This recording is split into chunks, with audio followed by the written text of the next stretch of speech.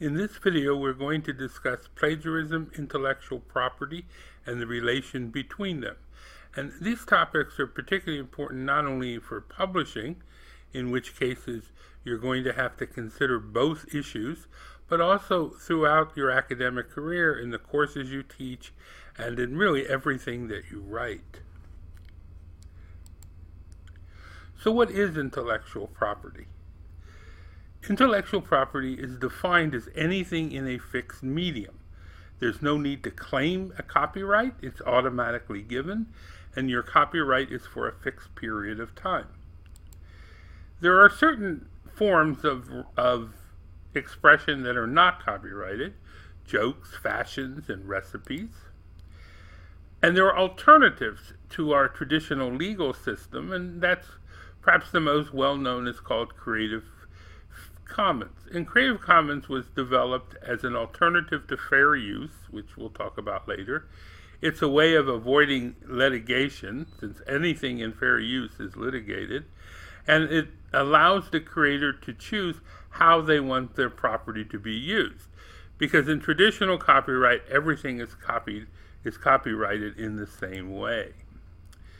Another alternative to copyright, particularly for publishing, is what's called open access. And open access is a way of publishing that allows access to anybody without having them pay for the right to access it. There's also new forms of open access where you have to pay as the author, up to a lot of money, sometimes $3,000. And there's also materials in the public domain, which you can use without permission or payment. And so all of these are factors in terms of how you're going to use intellectual property. Plagiarism, on the other hand, is a violation of the rules, and the rules of a particular academic community. There are differences with intellectual property laws. Intellectual property law is not based on acknowledgement or getting permission. Plagiarism, often you would need to acknowledge something, and it doesn't matter whether you have permission or not. And then there's a question of what's called self-plagiarism. Intellectual property, if you own a piece of intellectual property in your own, you can do anything you want with it. Whereas with plagiarism, you may not be able to do anything you want with it. You may, in fact, be accused of plagiarism if you submit the same paper to two different journals. So why do we have intellectual property laws?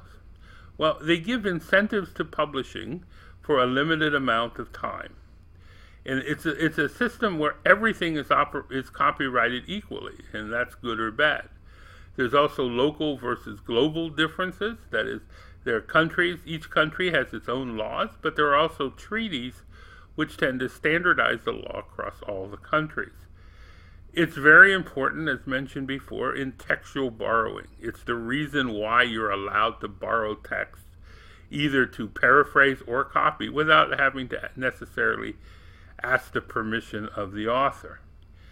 Now, when you publish something, it becomes important because it's at some point in the publication process, usually after your paper is accepted, you have to sign over your intellectual property. Now, how much of your rights that you sign over is going to depend on each journal, and one of the things you need to look for when you look at the guidelines for publishing is what are the intellectual property rights that you can retain and which do you have to sign over. So intellectual property then assumes that ownership of intellectual property, that is, whatever, as I said before, that you create, you own. But it also has rights to be used by other people, so it's not like real property. So particularly for educational use, you'll find both in terms of your publishing, your writing, and your teaching, that you have more broader intellectual property law than people have for commercial use. Another factor you need to consider, particularly if you work when you work, is, regardless of whether it's in a university or in a corporation, is what's called work for hire. And that means that whatever intellectual property you create when working for someone, like as you get paid or using their equipment, belongs to to that company or university. Now, universities try fairly hard to be a little more liberal about ownership of intellectual property. There's differences between faculty rights and other people, student rights and staff rights. But generally speaking, that even though in theory the university owns everything that's published, in reality it's primarily concerned with those things that are published that make a lot of money. And the other, of course, controversy is over courses. So, for example, if you create materials like this video for a course, then in fact you can't totally claim ownership for it. It belongs to the university, which in essence means that other faculty can use it. And this is going to be a very important issue if you happen to teach online.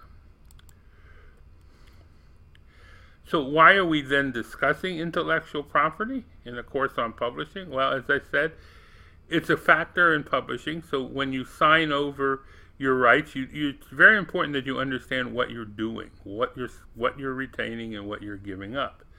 It's very important in developing coursework. It's a motivation sometimes, or a detriment to developing materials or developing online courses. It affects what you can do in your classroom. What materials can you give the students? When does the students have to pay for the materials? And it's going to be impact on your dissertation, because it impacts all aspects of using other people's intellectual property in your own writing. So the role of intellectual property then in publishing and teaching, again, we've covered some of these topics, is first you're involved in some degree of copyright transfer. Everything you do, everything you write, everything you create is going to be copyrighted, and therefore you have to, and it's owned by somebody, either you or the people you work for.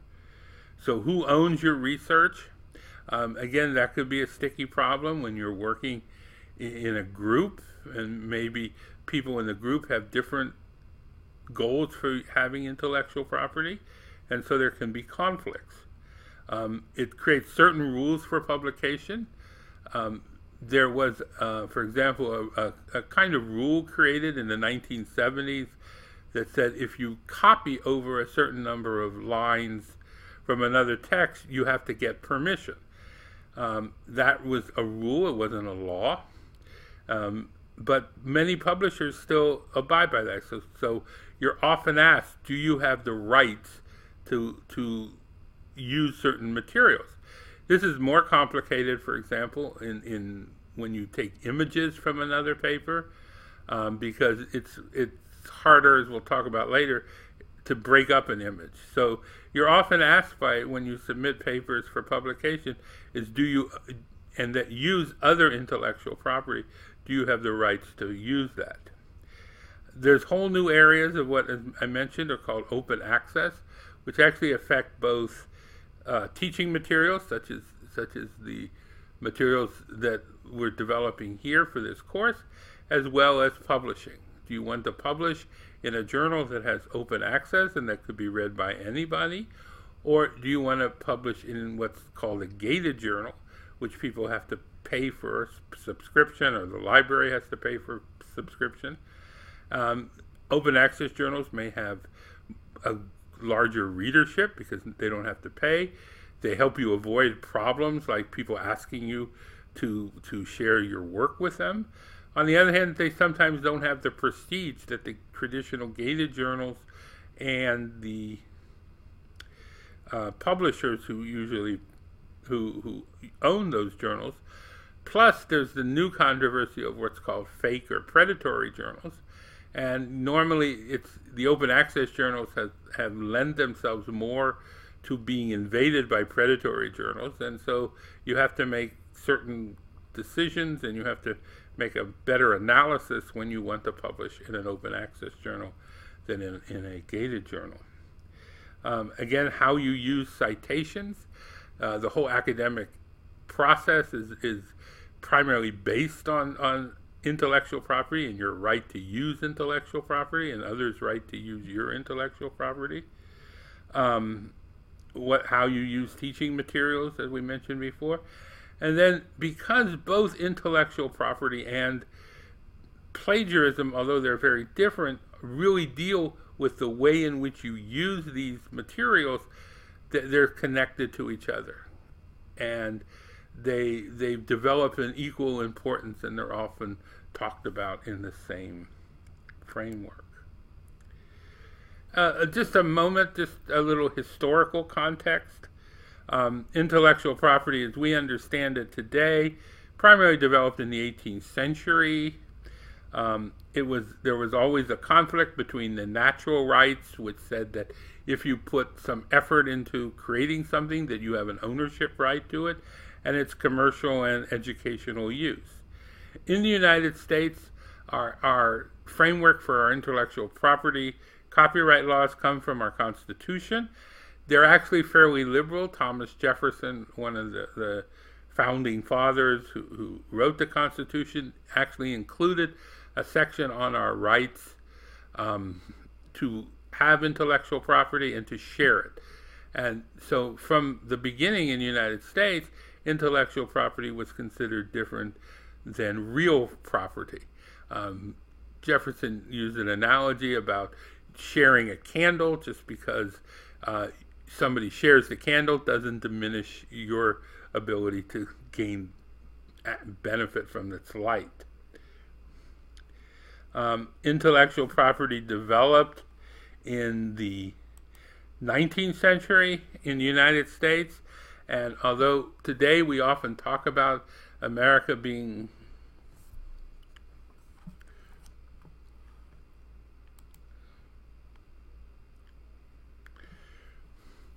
a very individualistic country that values intellectual property, in the 19th century, when the United States didn't really create much intellectual property, it had very loose rules. Charles Dickens, the famous British author, came to the United States and was very upset with finding out how much copying went of his works.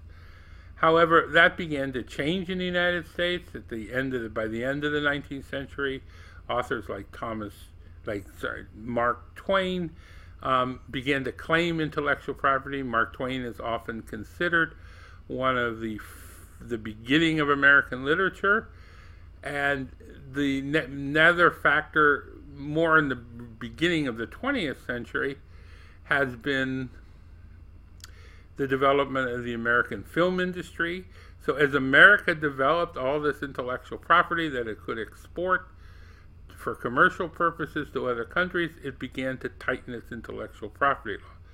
So by the end of the 20th century, intellectual property law has been greatly extended, and the length of copyright has grown dramatically. And the issue of the 20th century began at the end of the 20th century and has developed in the 21st century, is the question of intellectual property on the internet. Is the internet the same sort of physical space as is the other world, the real world? Or is it different? Is cyberspace different, and therefore it has a different set of laws? And that's been a really fierce battle, both in terms of the nature of intellectual property and particularly the way in which students use intellectual property they take from the internet. Now, we've mentioned before fair use, and fair use was actually again created as a kind of counterbalance that differentiates intellectual property from real or physical property. It's really a rubric, it's not a law, and it has four components: how much money you gain from it, how much money someone loses if you use their intellectual property, the amount of intellectual property used, and the significance of that amount. So none of these are fixed, and that's the important thing to understand. It's all litigious. So if you take intellectual property and somebody objects to it, then you go through these fair use rubric to see who's right, and this is what happens in courts. So It's not the best system, and as I mentioned, Creative Commons was really developed as an alternative to this, both in order to avoid some of the litigious nature and to allow you to copyright something in a variety of ways. Now, underlying fair use is a concept I think that's very important in writing, which is transformative, which is that you can use other people's intellectual property, but you need to change it. This can be sort of micro-level changes, but it also can be framing it in terms of how you're mixing intellectual property with your own ideas. And so you have a case that doesn't guarantee you're allowed to use it, but you have a case that you can use it if you're transforming its meaning. You may come into a situation, what's called a takedown notice. This happens a lot on YouTube. So this is a kind of very rough way of deciding. So if you post something, for example, to YouTube and somebody else says, no, you violated my intellectual property rights, YouTube will take it down. And then you can argue about it later. But that's called a takedown notice.